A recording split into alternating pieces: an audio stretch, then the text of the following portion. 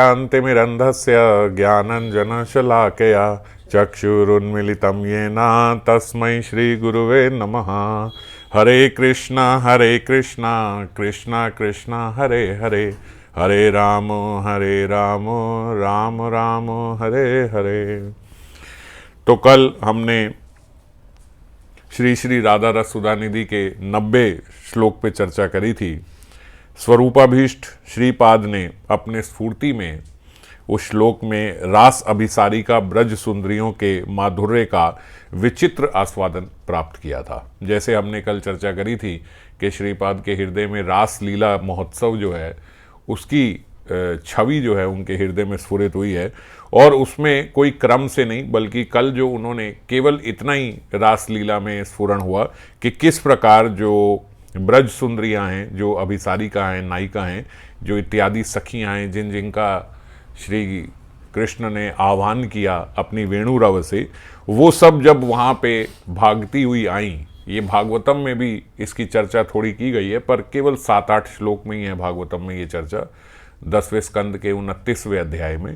तो श्याम सुंदर ने जब वेणु रव की उस समय कैसा माहौल बन गया, पूर्ण चंद्रमा उदय हो गया उसी समय, और सारी जितनी उस समय ब्रज की भूमि थी वो सब किस प्रकार सुगंधित हो गई, सब पुष्प इत्यादि खिल गए, यमुना का जल जो है वो कल कल करके बह रहा है, और सारा वातावरण जो है वो सुगंधित हो गया वृंदावन का।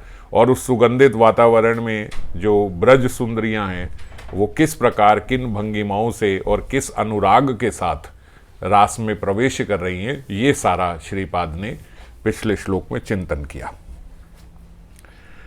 कृष्ण मिलन की उत्कंठा में वे रास अभिसारिकाएं प्रबल अनुराग के स्रोत में डूबती डूबती पगली बने दौड़ रही है। कल भी आया था कि जैसे ब्रज सुंदरियां सब बावरी होके वहां पे भाग रही हैं।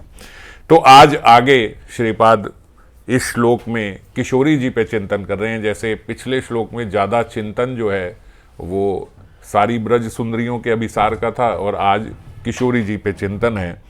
दृशौ त्वयि रसाम बुधौ मधुर मीन वद भ्राम्यत, स्तनौ त्वयि सुधा सरसी आहा चक्रवाका विवह, मुखम सुर तरंगिनी त्वयि विकासी हेम भुजम, मिलंतु मई राधिके तव कृपा तरंग छटा। श्रीपाद प्रार्थना कर रहे हैं, हे श्री राधिके, हे सुर तरंगिनी। सुर तरंगिणी नदी को भी बोलते हैं और गंगा को भी बोला जाता है सुर तरंगिनी। तो हे राधिके, हे सुर तरंगिनी, तुम्हारे नेत्र रस सागर में मीनवत भ्रमण कर रहे हैं। तुम्हारे जो नेत्र हैं वो रस रूपी सागर में जिस प्रकार मछलियां घूमती हैं, मीनवत ऐसे भ्रमण कर रही हैं तुम्हारे नेत्र रस सागर में। दृशौ त्वयि रसाम बुधौ मधुर मीनवद भ्राम्यत, मधुर मीनवत भ्राम्यत, ये बोला आपकी जो नयन है वो रस सागर में मछलियों की तरह घूम रही हैं। तुम्हारे स्तन सुधा सरोवर में चक्रवाक मिथुन की भांति सुशोभित है। स्तनों त्वयि सुधा सरसी आहा चक्रवाक का वीवा। चक्रवाक एक जल पक्षी होता है, जैसे बतख होती है ऐसे वो जल में ही रहने वाली, तो चक्रवाक जो पक्षी है वो भी जल में ही रहता है।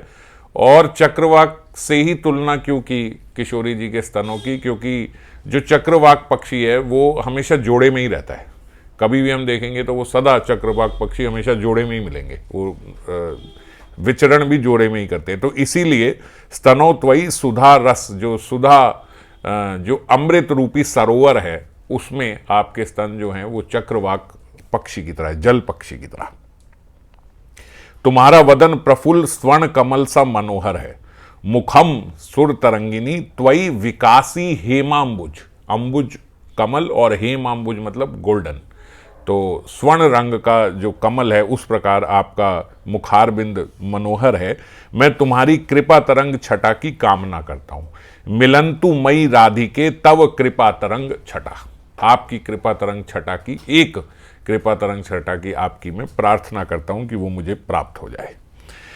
तो श्रीपाद विश्वनाथ चक्रवर्ती पाद ने अपनी माधुर्य कादंबिनी में एक इंस्टेंस बताया, एक भाव बताया, जो प्रेमी होता है वो कृष्ण दर्शन उत्कंठा में उसका कैसा भाव होता है। प्रेमी का एक जो कृष्ण अनुराग में डूबा हुआ है, ऐसा प्रेमी भक्त जो होता है उसका कैसा भाव होता है, उसके अंदर कैसे विस्मय उत्पन्न होता है, वो अति कातर होकर, माधुर्य कंदम्बनी का बाबा ये उदाहरण ले रहे हैं ब्रज सुंदरियों का भाव बताने के लिए कि जो एक प्रेमिक भक्त होता है उसका क्या उसके मन की क्या दशा होती है। जैसे हम यहाँ बोल रहे हैं ना कि ब्रज सुंदरियां बावरी होके भाग रही हैं, तो समझ नहीं पाते कि कितना अनुराग है, कैसा अनुराग है। तो उस अनुराग का थोड़ा सा हम लोगों को आइडिया लग सके, इसलिए बाबा यहाँ माधुर्य कंदम्बनी के उदाहरण से बता रहे हैं। जो प्रेमी भक्त है और जो कृष्ण की दर्शन उत्कंठा में बावला हो गया है, अति कातर हो गया है, वह सोचता है कहाँ जाऊं, क्या करूं, क्व यामी की व करोमी कमु पाए मात्र कमु हूं, मैं कहाँ जाऊं, मैं कहाँ जाऊं। वो इस तरीके से बैठा बैठा घर पे खड़ा हुआ एकदम से छटपटाता हुआ सोचता है मैं कहाँ जाऊं, मैं क्या करूं, मैं किससे कृष्ण दर्शन पाने का उपाय पूछूं। जैसे हम थोड़ा सा इसका दृष्टांत जो है वो चैतन्य चरितामृत में श्रीमन महाप्रभु का भी देखते हैं कि जब श्रीमन महाप्रभु अपने पिताजी के लिए गया गए थे जब श्राद्ध आदि के लिए, और फिर जब वहाँ से लौट के आए थे तो उनके भीतर जब कृष्ण प्रेम का उद्रेक हुआ था, तो उसके बाद पूरे जीवन में है, लेकिन वो उस समय का जो इंस्टेंस है वो अभी हुआ था। इससे पहले वो विद्या विलास में थे श्रीमन महाप्रभु, तो इसके बाद जब उनके भीतर अचानक उन्होंने अपने कृष्ण प्रेम को उजागर किया तो उस समय हमने देखा उनकी अवस्था बिल्कुल ऐसी ही थी कि मैं कहाँ जाऊं, मैं कहाँ जाऊं, मैं किससे पूछूं, किससे कृष्ण दर्शन पाने का उपाय पूछूं। विश्व शून्य शून्य लगता है, मैं दवानल में दग्ध हो रहा हूं, ऐसे लगता है जैसे आग लग रही है, भीतर भी बाहर भी मैं जल रहा हूं और कोई उपाय नहीं है, क्योंकि कहाँ जाऊं, कहाँ भागूं, किसके पास जाऊं। तो लगता है जैसे त्रिभुवन मुझे ग्रसने को आ रहा है, ये त्रिभुवन ही मुझे खा रहा है, यही मुझे सारा जला रहा है। तो ऐसे में जो प्रेमी होता है वो सोचता है यहाँ से दूर भागकर जीवन धारण करने की चेष्टा करता हूँ, इन सबसे दूर चला जाता हूँ, मैं एकांत में चला जाता हूँ, फिर वह निर्जन में, अकेले में, एकांत में पहुंचकर स्थिर हो जाऊंगा, ऐसा सोचता है। पर एकांत में जाकर भी स्थिर नहीं हो पाता, क्योंकि जो विरह की अग्नि है वो तो भीतर से जला रही है।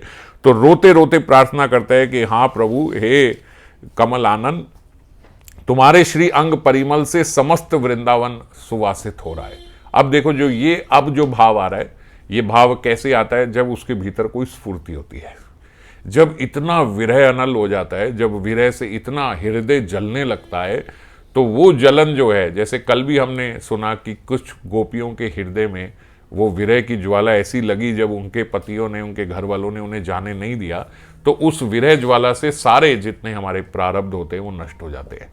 और ऐसा सबके साथ होता है कि जब हमारे भीतर जो हमारे, ऐसा कहते हैं ना, कुछ प्रारब्ध हमारे खत्म नहीं होते, वो सदा रहते हैं जीव, वो उसको भुगतने ही पड़ते हैं। पर वो प्रारब्ध भी अगर संत कृपावश, संतों की कृपा से ही केवल ऐसा हो सकता है, अनुरागी जनों की कृपा से ही केवल ऐसा हो सकता है कि हमारे भीतर अचानक कृष्ण को पाने की, किशोरी जी को पाने की, उनका मंजरी भाव पाने की, उनका दास्य पाने की हमारे भीतर ऐसी उत्कंठा हो जाए कि अब इस जगत में कुछ अच्छा नहीं लग रहा। और जब ऐसी उत्कंठा होती है तो भीतर जो आग लगती है ना, वो आग हमारे सारे प्रारब्ध जला देती है। तुरंत हमारे जितने पिछले कर्म प्रारब्ध हैं, बिना किसी चीज के वो फटाफट से सब एक रात्रि में भी जल जाते हैं, सारे प्रारब्ध। जो ऐसी उत्कंठा अगर हमारे हृदय में आ जाए, तो जब भक्त के हृदय में भी ऐसी उत्कंठा आती है, फिर उसके बाद जो वो प्रार्थना करते करते ये बोलता है कि तुम्हारे श्री अंग परिमल से समस्त वृंदावन सुवासित हो रहा है। अब ये कौन बोल सकता है? आपके अंग की खुशबू से ये पूरा वृंदावन सुवासित हो रहा है, ये कौन बोल सकता है? या तो हमारे जैसे जो पढ़ रहे हैं किसी दूसरे का, या फिर जो खुद बोल रहा है उसने जो एक्सपीरियंस किया है, जो उसने अनुभव किया है, वो अनुभव उसका ये बात बोल रहा है। हम स्तुति करेंगे तो हम स्तुति करते करते कभी ऐसे थोड़ी बोल देंगे कि हे कमल आनंद, आपकी खुशबू से तो देखो कैसे पूरा वृंदावन महक रहा है। ऐसे कहाँ से हमारे अंदर से ये निकलेगा? जब तक हमने सूंघा नहीं है, जब तक हमने वो देखा नहीं है, तब तक नहीं निकल सकता। तो उनके हृदय में ये स्फुरन होता है भक्तों के, कैसी सुंदर वनमाला तुम्हारे गले में झूल रही है। ये कैसे बोल रहे हैं? क्योंकि देख रहे हैं अली कुल मधु लोभ से उसके चारों ओर गुंजन कर रहा है। अली कुल मतलब जो मधुप है, तो ये भंवरे जो है, वो चारों ओर गुंजन कर रहे हैं। आपकी माला के चारों ओर। आहा, एक बार तुम्हारे दर्शन करूंगा, ऐसी आशा करता हूं। अपनी माधुरी के एक बिंदु का आस्वादन सौभाग्य दे दो, यही निवेदन है। अब ये क्या होता है, जब स्फूर्ति में थोड़ा भी विराम आता है तो फिर इस प्रकार से फिर इतनी सुंदर प्रार्थना इसलिए निकलती है क्योंकि उतना सुंदर दृश्य का अनुभव हो गया है, उतना सुंदर दृश्य देख लिया है। अब जो देख लिया अब वो मांग रहा है। इस प्रकार विलाप करते हुए भक्त पृथ्वी पर लोट लोट करता है। कभी वह मूर्छित हो जाता है, फिर मूर्छित भंग होने पर इधर उधर दौड़ने लगता है, कभी इस दिशा में कभी उस दिशा में, और फिर स्फूर्ति में कृष्ण को देखता है। फिर तुरंत उसके हृदय में स्फूर्ति हो जाती है और फिर कृष्ण को देखता है। तो ये अवस्था उस जीव की, उस प्रेमी भक्त की हो जाती है जिसको कृष्ण दर्शन की उत्कंठा जागृत हो गई है। मैं आनंद में फिर वो जब पा लेता है, जब उनका स्फूर्ति हो जाती है उनको, तो उस समय जब स्फुरण हो रहा है तब वो आनंद में नृत्य कर रहा है, गान कर रहा है, सब कर रहा है। तो हम ऐसा देखते कि बावला हो गए, क्योंकि जो लीला चल रही है वो तो उसके हृदय में चल रही है। अब वो हृदय की लीला में वहाँ आनंद में नृत्य कर रहा है, गान कर रहा है, और हम यहाँ किसी को देख रहे हैं कि अभी एकदम से रो रहा था, अभी खड़ा हुआ डांस करने लग गया, गाने लग गया, फिर उसके बाद देखा फिर पछाड़ खा के गिर रहा है, फिर रो रहा है। तो बाहर से वो दशा समझ में नहीं आती कि ये क्या दशा है, जो भीतर दशा चल रही है। स्फूर्ति में विराम होने से श्री कृष्ण के आदर्शन से कातर होकर फिर अतृप्त प्राणों से फिर रोदन शुरू हो जाता है। तो बाबा ये उदाहरण क्यों दे रहे हैं, वो बता रहे हैं कि देखो, जब प्रेमी भक्त की ही कृष्ण प्राप्ति की उत्कंठा में ऐसी प्रबल स्थिति हो जाती है, एक प्रेमी भक्त की कृष्ण उत्कंठा में ऐसी हालत हो जाती है, तो जब प्रेम के सर्वोच्चतर स्तर महाभाव की जो ब्रज सुंदरियां हैं, जब उनकी उत्कंठा, जब हम कह रहे हैं उनके हृदय में वेणु रव से उत्कंठा जगी, तो उनकी उत्कंठा फिर कितने गुना ज्यादा होगी ऐसे प्रेमी भक्त से। उनका कितना फिर पागलपन होगा, ये हम कल्पना भी नहीं कर सकते। अभी तो हम जिसकी कर रहे हैं वो एक साधक की, जो प्रेमी साधक है, उसके भीतर कृष्ण उत्कंठा हो गई तो ऐसी दशा हो गई। और फिर जब ब्रज सुंदरियां वहीं पे हैं और साक्षात कृष्ण वेणु रव करके बुला रहे हैं और महाभाव की अवस्था है, तो फिर उसकी कैसी हालत होगी, वो अकल्पनीय है। तो उसी का विचार यहाँ पे चल रहा है जो हम कर रहे हैं। पिछले श्लोक में ब्रज सुंदरियों के अभिसार माधुरी का वर्णन किया था, अब इसमें स्फुरण वही आगे प्राप्त हुआ उन्हें। और अब श्रीपाद सूची कटा न्याय से इस श्लोक में श्रीमती राधा रानी के गमन माधुरी का वर्णन कर रहे हैं। अब किशोरी जी के गमन, पहले ब्रज सुंदरियों के। तो ये बाबा बोलते जैसे एक न्याय होता है, सूची कटा न्याय, तो वो सूची कटा, सूची मतलब सुई, कटा मतलब कढ़ाई, तो ये सुई कढ़ाई का एक न्याय ऐसा एक बना हुआ है कि जैसे लोहार है, अगर लोहार को दिया जाए कि भाई आपने ये सुई बनानी है और ये कढ़ाई बनानी है, तो कोई भी लोहार स्वाभाविकता, एक साधारण जीव का ऐसा स्वभाव होता है कि वो सबसे पहले जो छोटी चीज़ है उसको बना के साइड करेगा, कि पहले जो सुई बनानी है वो तो 1 मिनट का काम है, सुई बनाई, अब कढ़ाई बनाएगा। तो ये एक न्याय है कि जो छोटी सिंपल चीज होती है वो आदमी पहले करता है, फिर उसके बाद बड़ी चीज करता है। तो उस न्याय से बाबा बोल रहे हैं, पहले वाले श्लोक में उन्होंने ब्रज सुंदरियों के गमन का बताया और अब इस श्लोक में वो किशोरी जी के गमन का बता रहे हैं।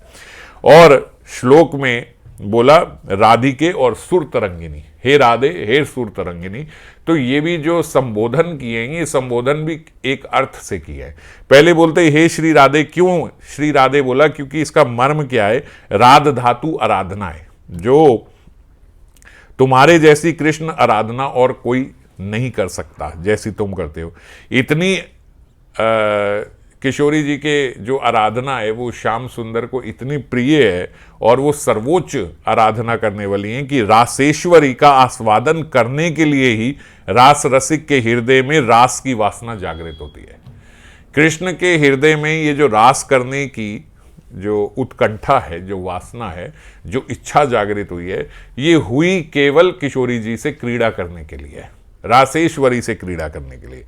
तहां बिना रासलीला ना ही भाए चित्ते, उनके बिना वो उनके चित्त को रासलीला भाती नहीं है। किंतु अब उत्सव, फिर आप कहो कि जब केवल किशोरी जी के साथ ही क्रीड़ा करनी थी तो करोड़ों गोपियों को वहां पे क्यों बुलाया गया, तो बोलते वो इसीलिए क्योंकि उत्सव 1-2 व्यक्तियों से नहीं होता। अगर रास महोत्सव करना है, महा उत्सव है ये, तो अगर ऐसा महोत्सव करना है तो फिर आपको बहुत सारे लीला में बहुत सारे लोगों की, बहुत सारे व्यक्तियों की आवश्यकता है। इसलिए 100 कोटि गोपियों को वंशीनाद से आमंत्रित किया गया। राधा सह क्रीड़ा रस आस्वाद कारण। राधा सह क्रीड़ा मतलब राधा के साथ क्रीड़ा करने की ये रस आस्वाद कारण है, यही रास का मुख्य कारण है किशोरी जी और उनके साथ क्रीड़ा करना। आर सब गोपीगण रसोपकरण। आर सब गोपीगण जो है वो रस के उपकरण है, उपकरण। जैसे मान लीजिए अगर किसी की शादी हो रही है तो दूल्हे ने जो दूल्हा है और दुल्हन है, मान लीजिए जैसे दुल्हन है, लड़की वाले जैसे शादी का महोत्सव करते हैं तो उन्होंने 1000 लोगों को शादी में बुला रखा है। आजकल लोग 20-20, 25-25, 30-30 लाख रुपया एक दिन एक रात में खर्च हो जाता है, 1000 आदमी को खाना खिलाना, ये सब करना। तो ये उन्होंने 1000 आदमी को क्यों बुलाया? शादी तो लड़की ने एक लड़के से करनी है, वो लड़का आ ही रहा है तो केवल उसके साथ विवाह कर लेते। ये सारा क्यों किया? तो बोलते जो वो लड़के के साथ कर रहे हैं विवाह, ये तो मेन कारण है, और बाकी क्योंकि उत्सव है। अब उत्सव में आदमी 1-2 लोगों के साथ उत्सव नहीं होता, उत्सव में तो इतने सारे लोगों को इनवाइट किया जाता है तभी वो उत्सव बनता है। तो जो बाकी 1000 लोग आए हैं वो रसोपकरण है, वो तो उपकरण है। रस मतलब समझ गए, वो तो उत्सव के लिए केवल बुलाए गए हैं, उनका कोई मोटिव नहीं है। मोटिव तो केवल दूल्हे से है, शादी तो दूल्हा दुल्हन ने करनी है, और बाकी सब तो रसोपकरण है। महोत्सव के लिए आवश्यकता है इतने लोगों की, तो इसलिए दावत दी जाती है। तो ऐसे ही बोल रहे जो बाकी सब शतकोटि गोपियां बुलाई हैं वो तो रसोपकरण है। स्वपक्षा, विपक्षा, सुहित पक्षा, तटस्थ पक्षा, ये किशोरी जी से ही सब सेंटर में रख के माना जाता है कि ये विपक्षा की है। जैसे चंद्रावली जो है ये सुहृद पक्षा की है, मतलब ये हमारे ही पक्ष की है। एक तटस्थता है, ना वो संधि में है ना वो द्वेष में है, ना वो विपक्षा में है ना हमारे पक्ष में है, वो तटस्थ पक्ष में। तो सारी स्वपक्षा भी, विपक्षा भी, तटस्थ पक्षा भी, सुहित्र पक्षा भी, ये सब जो इत्यादि शतकोटि गोपियां हैं ये विचित्र उपकरणों द्वारा रास रसिक की आराधना के लिए अभिसार कर रही हैं। समझ गए? इनको बुलाया इसीलिए क्योंकि रसोपकरण है। तो उनके राधा नाम की अत्यंत सार्थकता है, इसीलिए राधा बोला कि राधा मेन है। राधा, हे राधा, हे राधिके, ऐसा एड्रेस इसलिए किया गया क्योंकि आपकी जैसी आराधना कोई नहीं कर सकता, आप तो रस का कारण हो वहां पर, इसी कारण से। और फिर बोला हे सुर तरंगिनी। तो हे सुर तरंगिनी किस लिए बोला? ये संबोधन अभिसार का जो भाव है वो मूर्त हो रहा है इससे, जो उनके अभिसार का भाव है, ये सुर तरंगिनी से वो भाव उनका पता लग रहा है। जैसे वर्षा बाढ़ में वारी राशि पुष्ट गंगा खरतर नाद के साथ दोनों तटों को प्लावित करती हुई सागर की ओर भागती है। जैसे वारी राशि पुष्ट मतलब पानी से पूरी भरी हुई। जब वर्षा ऋतु होती है तो नदियां पानी से भर जाती है और उनका नाद जो है, जो वो सागर की ओर जो बह रही हैं, वो बहती हुई बड़ी तेज गति से सागर की ओर जाती है। तो क्योंकि वो द्रुत गति से, तेज गति से भाग रही है, इसीलिए वर्षा ऋतु वाली नदी का यहाँ उदाहरण दिया गया। और उस समय पानी का भाव थोड़ा इधर उधर और आ जाता है, थोड़ा तट तक, जैसे हम देखते हैं ना आगे तक आ गया अभी पानी थोड़ा, क्योंकि उसका लेवल बढ़ गया, तो वो दोनों तटों को डुबोती हुई जाती है। तो ऐसे ही किशोरी जी जो है वो आज मानो सुरत रंगिनी राधा हो गई है। वो उस नदी की तरह कृष्ण अनुराग अमृत से भर गई हैं। कृष्ण अनुराग अमृत जो वेणु रव हुई, उसके कारण उनके भीतर का जो कृष्ण अनुराग अमृत रूपी नदी है वो बढ़ गई है, बाढ़ आ गई है उसमें। और वो अपने दोनों कुल, अपने ससुर कुल को भी और अपने पितृ कुल को भी, जो 2 तट होते हैं अगर गंगा से कंपैरिजन कर रहे हैं, तो उन दोनों तटों को भी अमृत में डुबोती हुई। और अगर रस तत्व से बोले तो उन दोनों को डुबोती हुई मतलब ना इस कुल का ध्यान करके ना उस कुल का ध्यान करके, उन दोनों को डुबो के वो अपना किशोरी जी श्याम सुंदर की तरफ भाग रही हैं। और तत्व की दृष्टि से देखें तो उन दोनों को अमृत से प्लावित करके उन दोनों को तार दिया, अपना ये वाला कुल भी तार दिया, वो वाला कुल। क्योंकि एक भक्त जब भगवान के पास जाता है तत्व से, अब ये तत्व की दृष्टि से अगर देखें तो एक भक्त को अगर भगवत प्राप्ति होती है तो वो बोलते हैं कि उसके पितृ का कुल जो है उनका भी कल्याण होता है, उनकी माता के पीछे का कुल है उसका भी कल्याण हो जाता है। तो समझ गए? तो ये वाला कुल जो अपने पिता का कुल था वो भी कल्याण हो गया, जो उनकी माता का पीछे कुल था वो उस कुल का भी कल्याण हो गया, जो माता का मई का था। तो ऐसे ही वो बोल रहे हैं कि यहाँ पे जो किशोरी जी करिए तो उन्होंने दोनों कुल का, क्योंकि वो श्याम सुंदर की ओर जा रही हैं तो दोनों कुल का कल्याण हो गया, और रस दृष्टि से देखें तो दोनों कुल को डुबो दिया। ना उन्होंने इस कुल की लाज रखी ना उस कुल की लाज रखी, और अपने प्रियतम की ओर भागती हुई जा रही हैं। अर्थात प्रबल वेग से श्याम सिंधु के प्रति अभिसार कर रही हैं किशोरी जी। सुरतरंगी, अच्छा, अब जब सुरतरंगिनी गंगा से कंपैरिजन करते हैं तो तरंगिनी में, नदी में सिंधु और सरोवर नहीं हुआ करता जब नदी ऐसे जा रही है, पर यहां पे बोलते ये अद्भुत सुरतरंगिनी श्री राधा है कि यहां पे इनका कंपैरिजन एक जगह सिंधु से भी किया गया और एक जगह सरोवर से भी किया गया। जैसे बोला गया कि कृष्ण अनुराग रस सिंधु में उनके नेत्र चंचल मीन की तरह विचरण कर रहे हैं, जो हमने पहली लाइन श्लोक की पढ़ी, दृशो त्वयि रसाम बुधौ, रसाम बुधौ, रसाम बुधौ मतलब रस रूपी सिंधु में मधुर मीन वद भ्राम्यत, ये हमने पढ़ा ना श्लोक में। तो यहां पे जो नदी है उसमें सिंधु भी है, उसमें सरोवर भी है।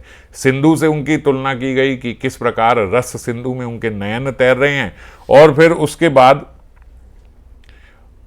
ये फिर जब उनके स्तनों की बारी आई तब बोला गया कि स्तन सुधा रस में चक्रवाक मिथुन की तरह है। तो उस समय वो सरोवर में, सरसी ही में, मुखम सुरत स्तनौ त्वयि सुधा रस से आहा चक्रवाव काविव, श्लोक की दूसरी लाइन। तो यहां पे सरोवर की बात भी करी गई कि सरोवर में जैसे चक्रवाक दो जल पक्षी होते हैं ऐसे उनके दो स्तन हैं। रस सिंधु की बात भी कही गई और नदी की बात भी कही गई। तो ये कह रहे हैं ये अद्भुत सुरतरंगिनी श्री राधा है। पर हर जगह जिस प्रकार बाबा सचेत करते हैं, जब जैसे अब इनके स्तनों का कंपैरिजन किया गया चक्रवाक पक्षी से, तब भी बाबा यहाँ पे बता रहे हैं कि साधक को अपना स्वरूप जागृत करके ऐसा ध्यान करना होगा। यदि वो देह आवेश में है तो इस प्रकार का ध्यान उसके योग्य नहीं है, तो स्वरूप में ऐसा ध्यान करना चाहिए। शुकदेव मुनि ने महारास में वंशी नाद के समाकृष्ट ब्रज सुंदरियों के कृष्ण के निकट जाने का वर्णन किया है। जैसे मैं बता रहा था 10वें स्कंद के 29वें अध्याय में शुरू में ही शुकदेव मुनि ने महारास में जब ये वंशी नाद हुई तो ब्रज किशोरियां जा रही हैं, तो उसके चौथे श्लोक में 10:29-4 में अगर आप उसमें देखोगे तो उसमें एक शब्द आता है जो वो बोल रहे हैं, आजगमुर अन्योन्यम लक्षितो उद्यमा, ये एक शब्द है। तो आजगम्यो, इसका अर्थ है कि उन्होंने जो इस प्रकार बोला कि ब्रज सुंदरियों ने कृष्ण के निकट आगमन किया।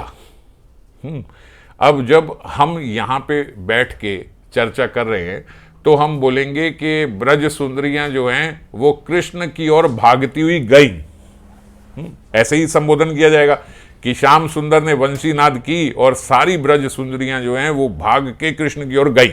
और अगर कोई ये बोले कि श्याम सुंदर बंसी बजा रहे हैं और सारी गोपियां देखो भाग के आ रही हैं, उन्होंने आगमन किया, तो जब ये बोलते हैं कि आ रही हैं तो ऐसा प्रतीत होता है कि वो व्यक्ति वहीं पे खड़ा है। अगर वो वहां नहीं है तो वो बोलेगा कि किशोरियां जा रही हैं। अब जैसे हम लोग वृंदावन जा रहे हैं तो कोई बोलेगा आप वृंदावन जा रहे हो, जो यहाँ पे होगा वो बोलेगा जा रहे हो, जो वृंदावन में है वो क्या बोलेगा आप वृंदावन आ रहे हो। तो इसी से पता लग जाता है कि जो बोलने वाला व्यक्ति है उसकी स्थिति कहाँ पे है, वो यहाँ पे है कि वो वहां पे है।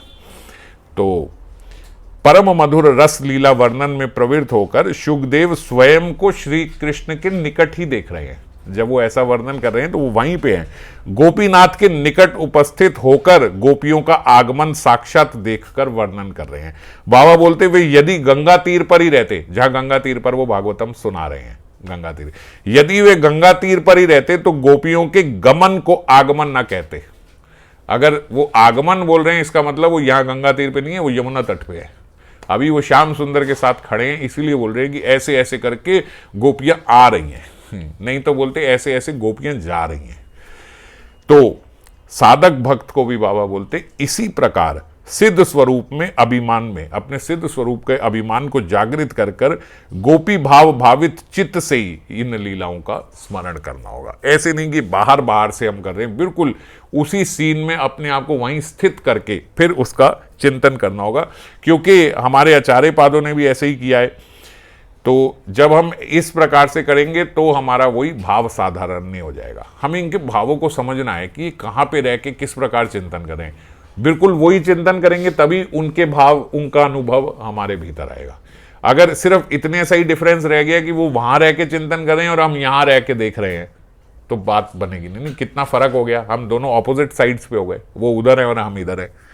तो जहां वो श्याम सुंदर का मुख देख रहे हैं, किशोरी जी का मुख देख रहे हैं, हमें तो पीठ दिखाई देगी, हम तो पीछे हैं, हम तो कहेंगे जा रही है, वो बोल रहे हैं आ रही है। तो श्री राधा का मुख सुर तरंगिनी में सुवासित स्वर्ण कमलिनी की तरह उनको प्रतीत हो रहा है। मुखम सुर तरंगिनी त्वयि विकासी हेमाम्बुजम, जो उन्होंने श्लोक में बोला। तो इसलिए आज जब किशोरी जी का आगमन हो रहा है, अब देखो जब आगमन हो रहा है तो मुख देख पा रहे हैं, तो वो मुख देख रहे हैं, तो वो बोल रहे हैं कि वो स्वर्ण कमलिनी की तरह। ऐसे तो राधा कुंड में जो क्रीड़ा होती है उसमें भी श्याम सुंदर और किशोरी जी के बीच पण लगती है। पण मानी शर्त लगती है कि आप मुझे ढूंढ के दिखाओ, जैसे छुपन छुपाई होती है। तो जहां नील कमल होते हैं वहां श्याम सुंदर पूर्ण रूप से अपने आप को जल में करके केवल अपना मुख बाहर निकाल लेते हैं। तो सारे नील कमल के बीच में श्याम सुंदर का जो मुख कमल है वो भी नील कमल की तरह ही लगता है। तो कोई बता नहीं पाता कि उनका मुख कौन सा है और कमल कौन सा है।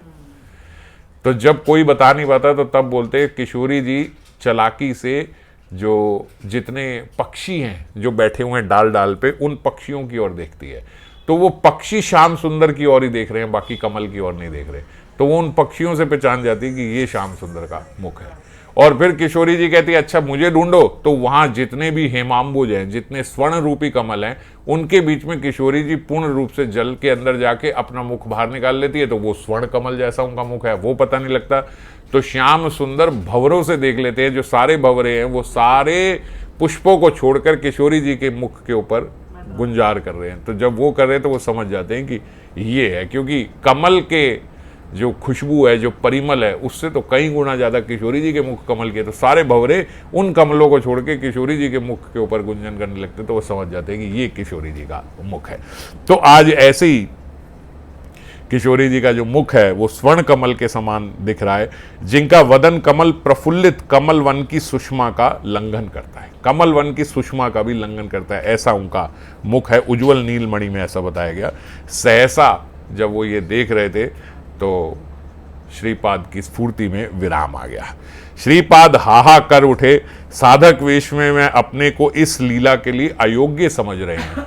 जब साधक वेश में आए तो देखो सबसे सर्वोच्च लीला है रास लीला। तो आज वो अपने आप को उस लीला, जब साधक वेश में आ गए तो दैन्य भाव से अपने आप को अयोग्य समझ रहे हैं कि ये तो मेरी क्षमता नहीं है कि मैं इस लीला का स्वतः आस्वादन कर पाऊं। ये तो स्व प्रकाशित है, ये तो उनकी कृपा से ये मेरे भीतर प्रकाशित हो रही है। मिलंतु मई राधिका तव कृपा तरंग छटाम। इसीलिए अंत में उन्होंने ये प्रार्थना करी कि हे राधे, हे सुर तरंगिनी, तुम्हारी कृपा के बिना गति नहीं है। इस दीना को भी, इस दीन दास को भी अपनी कृपा तरंग की एक बूंद, बस एक बूंद की कृपा, ये छटा मेरे को दे दो। तो इसी के साथ ये आज का 91 नंबर श्लोक समाप्त हुआ।